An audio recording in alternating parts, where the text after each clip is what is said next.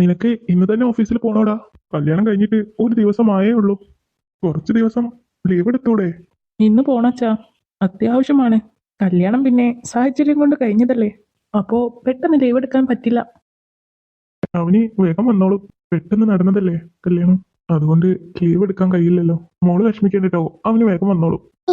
എനിക്ക് കുഴപ്പമൊന്നുമില്ല. എന്നാ മോള് വാ, നമുക്ക് ഒരുമിച്ച് ബ്രേക്ക്ഫാസ്റ്റ് കഴിക്കാം. എന്നാലും അഭിയേട്ടൻ എന്നോട് ഒരു വാക്ക് പോലും പറഞ്ഞില്ലല്ലോ പോകുമ്പോ. ഇങ്ങോട്ട് വരട്ടെ, ഒന്നവിടെ നിന്നേ. എന്താ മേഡം? മേഡമോ? ഞാനോ? നിന്നെയല്ല ഞാൻ മേഡം എന്ന് വിളിക്കണ്ടേ? എന്റെ ഹസ്ബൻഡിന്റെ സെക്കൻഡ് വൈഫ് അല്ലേ?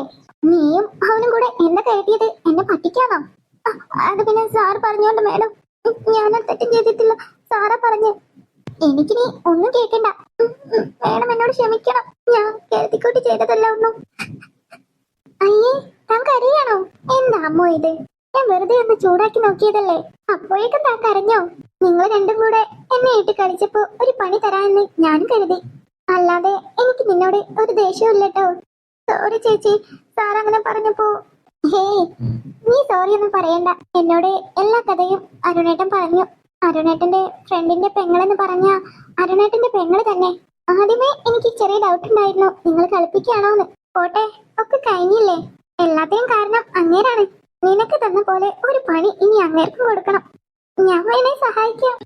ചിലപ്പോ നിന്റെ സഹായം വേണ്ടി വരും. വണ്ടിക്ക് പണി തരാൻ കണ്ടൊരു നേരം മര്യാദ ബസ്സിൽ എങ്ങാനും പോയാൽ മതിയേനി. എന്തേ വൈകു, വണ്ടി പണി തന്നോ? ഞാൻ ഡ്രോപ്പ് ചെയ്യണോ? അത് വേണ്ട. വൈകു, ഇതാണ് അവസരം. അരുണേട്ടന് പണി കൊടുക്കാൻ പറ്റിയ അവസരം. രാമേട്ടന് ബുദ്ധിമുട്ടില്ലെങ്കിൽ എന്നെ ഡ്രോപ്പ് ചെയ്യോ? എന്ത് ബുദ്ധിമുട്ട്? അല്ല വൈകു, അരുണുമായി എന്തെങ്കിലും പ്രശ്നമുണ്ടോ? എന്ത് പ്രശ്നം? അല്ല, അരുണിനെ കാണിക്കാൻ വേണ്ടിയല്ലേ നീ എന്റെ പിറകിൽ കയറിയേ? അതെങ്ങനെ മനസ്സിലായി? അതൊക്കെ മനസ്സിലായി. പിന്നെ എന്റെ ഒരു കണക്കുകൂട്ടൽ പ്രകാരം നിനക്ക് നല്ലൊരു പണി വരുന്നുണ്ട്.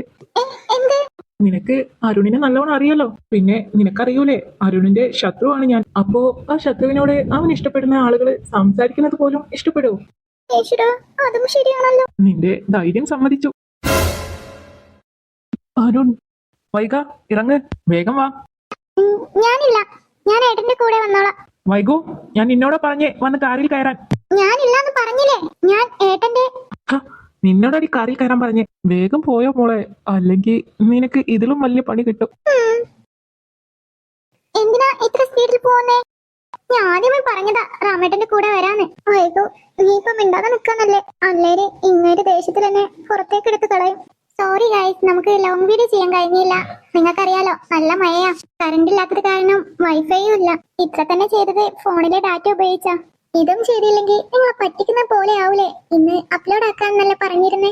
അപ്പോ എല്ലാവരും ക്ഷമിക്കണം കേട്ടോ. ഉടൻ തന്നെ നമുക്ക് ലോങ് വീഡിയോ ഒക്കെ ചെയ്യാട്ടോ. ഈ വീഡിയോ കാണുന്ന എല്ലാവരും കമന്റ് ലൈക്ക് ഒന്നും ചെയ്യാൻ മറക്കരുതേ.